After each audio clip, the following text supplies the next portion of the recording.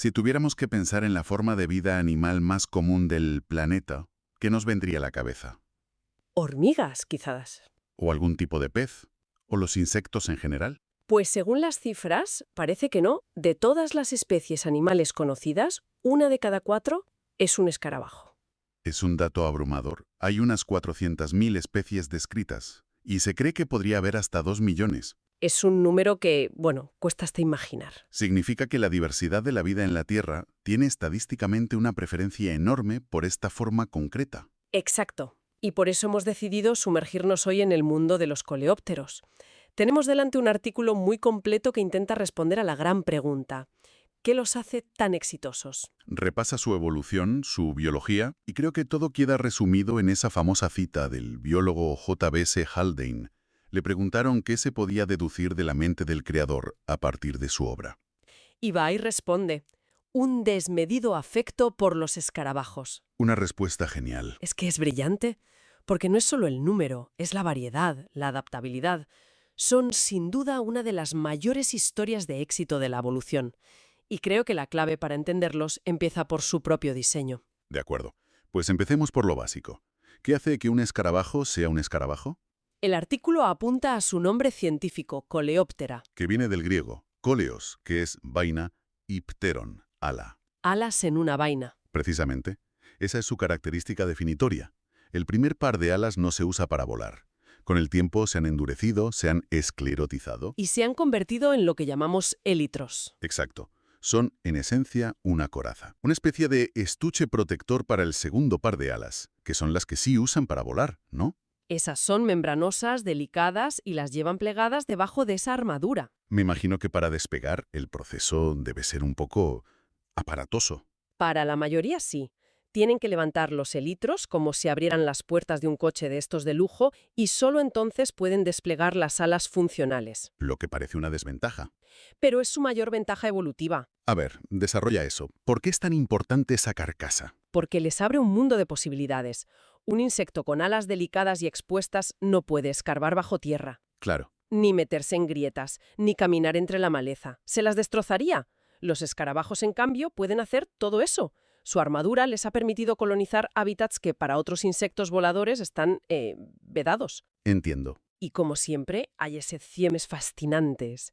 Algunas especies, las cetonias, por ejemplo, pueden volar sin levantar los élitros. ¿Y cómo lo hacen? Despliegan las alas por los laterales. Es una solución increíble. Pura optimización. Pero el artículo no solo habla de las alas, se detiene mucho en los apéndices y sobre todo en las antenas. Yo siempre había pensado que eran solo para oler. Bueno, esa es su función principal, la quimiorrecepción, pero en los escarabajos se han convertido en herramientas multifuncionales. ¿Para qué más las usan? Para todo. Hay formas de todo tipo, de maza, de peine, filiformes, y las usan para sentir vibraciones, para detectar obstáculos, para mantener el equilibrio. Algunos machos las usan para sujetar a la hembra al aparearse. O sea que son una navaja suiza sensorial que llevan en la cabeza. Totalmente. Y hay un caso que parece de ciencia ficción, único en todo el reino de los artrópodos. A ver, El escarabajo sudamericano Onychocerus albitarsis ha modificado el extremo de sus antenas para que funcionen como el aguijón de un escorpión. ¿cómo? ¿Inyectan veneno con las antenas? Inyectan veneno. Es una adaptación defensiva absolutamente extraordinaria. Con razón son tan versátiles. Coraza y navaja suiza. Y por lo que veo en el artículo, han tenido muchísimo tiempo para perfeccionar estas herramientas. Muchísimo. El viaje en el tiempo que propone la fuente nos lleva a mucho antes de los dinosaurios. ¿Hasta dónde nos vamos? Pues el fósil de escarabajo más antiguo conocido, llamado Coleopsis, data del Pérmico temprano, hace unos 295 millones de años. Y los primeros eran xilófagos, ¿no? Comían madera. ¿Eso es? Pero lo realmente increíble no es solo lo antiguos que son, sino su capacidad de aguante. Sobrevivieron a la extinción masiva del Pérmico, Triásico, el mayor evento de extinción de la historia de la Tierra. Borró del mapa al 90% de las especies marinas y al 70% de las terrestres. Un apocalipsis. ¿Y ellos? ¿Aguantaron? ¿Cómo es posible? Pues lo que se sugiere es que su kit de supervivencia básico ya estaba ahí. Su pequeño tamaño, la capacidad de refugiarse bajo tierra o en la madera.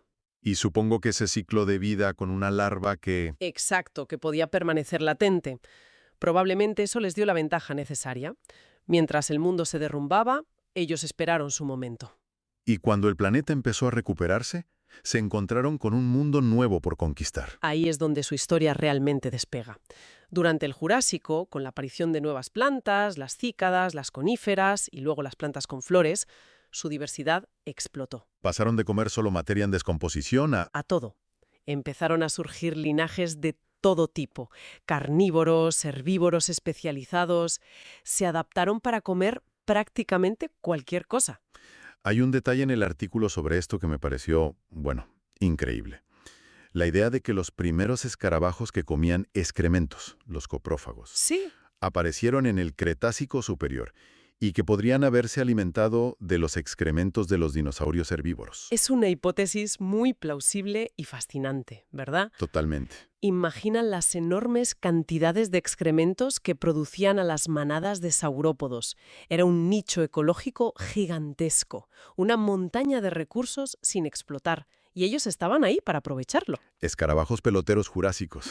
La imagen es fantástica. Es un ejemplo perfecto de su capacidad para encontrar una oportunidad en cualquier sitio. Y su evolución no paró ahí. El artículo menciona que, ya en el Cenozoico, las glaciaciones los obligaron a moverse.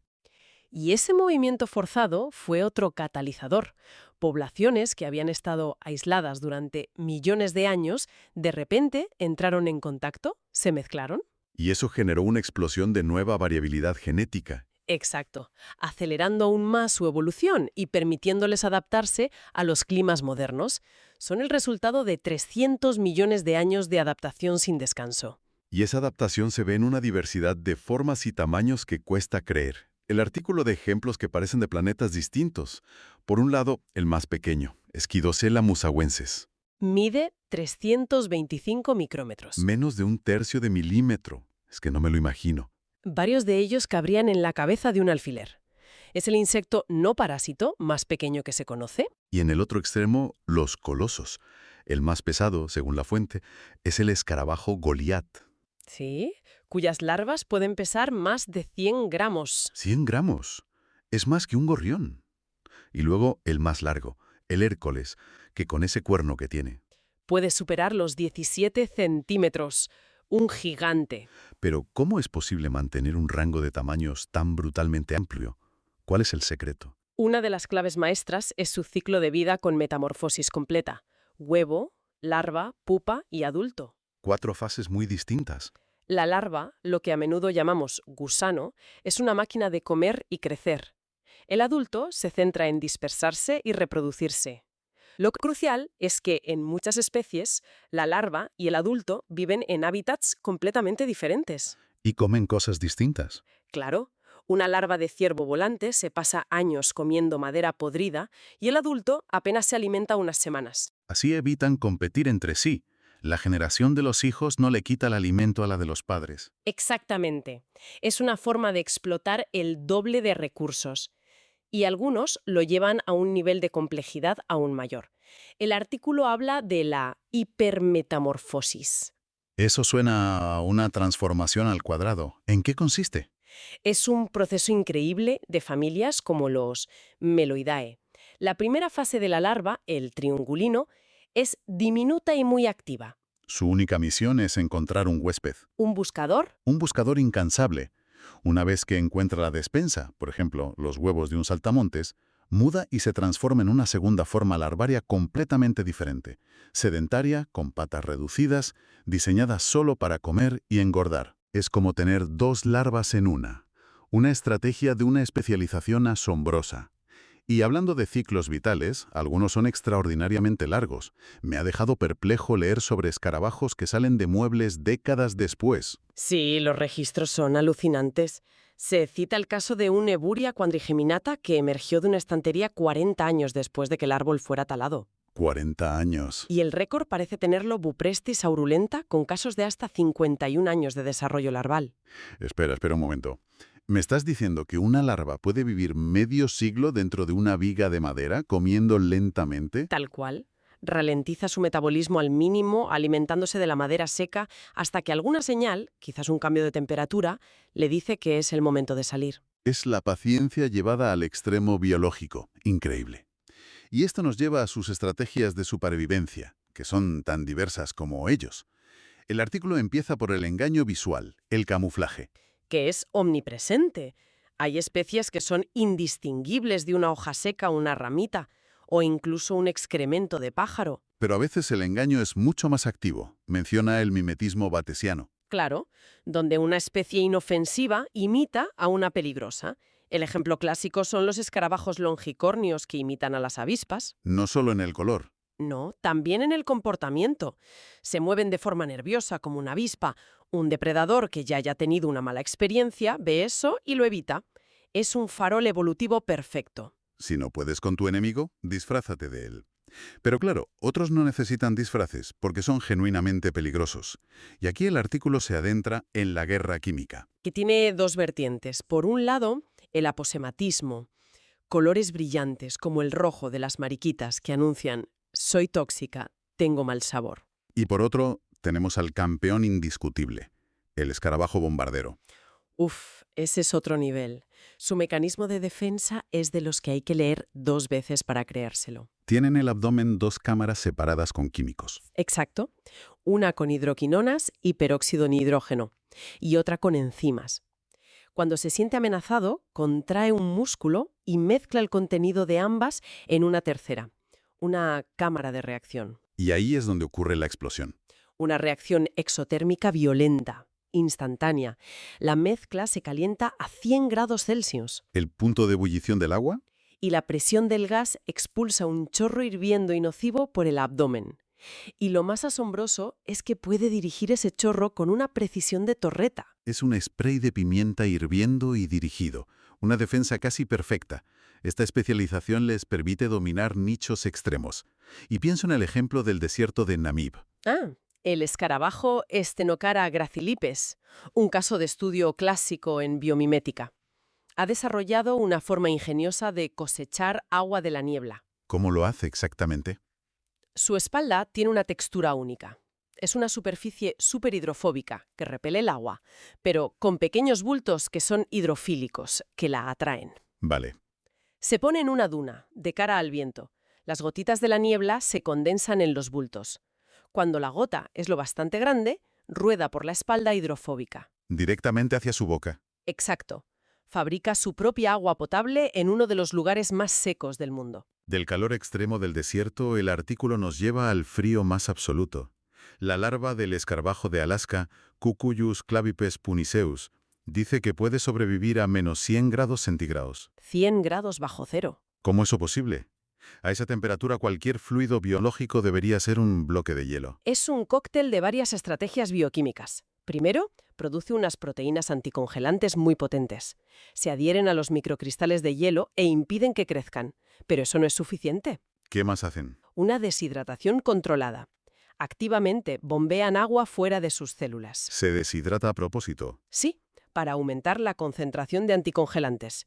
Esencialmente se convierten en una especie de sirope superconcentrado, vitrificado, que puede soportar un frío que destrozaría a casi cualquier otro ser vivo. A veces, la biología supera con creces a la ciencia ficción. Da igual el desafío, parece que algún escarabajo ha encontrado una solución. Y esto nos lleva a la relación con nosotros, que la fuente describe como de amor-odio. Y es una descripción perfecta. Su éxito evolutivo a veces choca frontalmente con nuestros intereses. Claro. Seamos sinceros, si le preguntas a alguien por escarabajos, no piensa en el del Namib, piensa en plagas. Es inevitable. Muchas especies que comen plantas se han convertido en plagas agrícolas devastadoras. El artículo menciona al gorgojo del algodón. Que ha costado miles de millones. O el escarabajo de la patata de Colorado, que es un maestro de la evolución. Ha desarrollado resistencia a casi todos los insecticidas que hemos inventado. Es una carrera armamentística en directo. Pero esa es la cara del odio. Y la del amor. Sus beneficios. Que son inmensos y a menudo invisibles. Actúan como controladores de plagas. Las mariquitas, por ejemplo, son depredadoras voraces de pulgones. Menos conocidas son los carábilos, que se comen las semillas de las malas hierbas. Reduciendo la necesidad de herbicidas. Y el caso de los escarabajos peloteros es paradigmático. El artículo destaca el proyecto australiano del escarabajo pelotero. ¿Qué problema tenían? Cuando llevaron el ganado a Australia, no había insectos nativos capaces de procesar los excrementos. El resultado fue una plaga de moscas insoportable. ¿Y la solución fue? Importar escarabajos peloteros de África y Europa. Y funcionó de maravilla. Eliminaron las moscas. Y mejoraron la fertilidad del suelo. Es un servicio ecosistémico gratuito. La fuente cita una estimación para Estados Unidos. Le ahorran a la industria ganadera unos 380 millones de dólares al año. Impresionante. Y su huella va más allá de la agricultura. Es también cultural y tecnológica. El escarabeo sagrado en Egipto, un símbolo de resurrección. Y hoy, en pleno siglo XXI, volvemos a fijarnos en ellos para encontrar inspiración. En el campo de la biomimética. Claro. Estamos aprendiendo de sus 300 millones de años de I+D. El spray del escarabajo bombardero inspira nuevas tecnologías para inyectores. La espalda del escarabajo del Namib sirve de modelo para diseñar superficies que recogen agua del aire. O incluso botellas que podrían rellenarse solas. Exacto. Así que, resumiendo, las claves de su éxito son esa armadura protectora, ese ciclo de vida transformador y una capacidad casi infinita para adaptarse. Son la personificación del éxito evolutivo. Sin lugar a dudas, su increíble diversidad no es un accidente. Es el resultado de haber superado las mayores catástrofes del planeta y de haberse adaptado a un mundo en constante cambio. Son los grandes supervivientes. Y para terminar, el artículo nos deja con una reflexión final que me parece muy provocadora. Durante mucho tiempo, hemos dado por sentado que los escarabajos son el orden animal con más especies. Sí, es casi un dogma en entomología. Pues bien, la fuente señala que estudios recientes, con nuevas técnicas, sugieren que otros grupos podrían ser igual de diversos o incluso más. ¿Cuáles? Apunta a las moscas, los dípteros, y sobre todo al grupo de abejas, y hormigas, los himenópteros. Y esto plantea una pregunta fascinante. A ver. Mientras nos maravillamos con el cualco de millón de especies de escarabajos que conocemos, qué gigantescas radiaciones de vida, quizás aún más grandes, permanecen ocultas a nuestro conocimiento, esperando ser descubiertas y desafiando todo lo que creemos saber sobre la vida en la Tierra.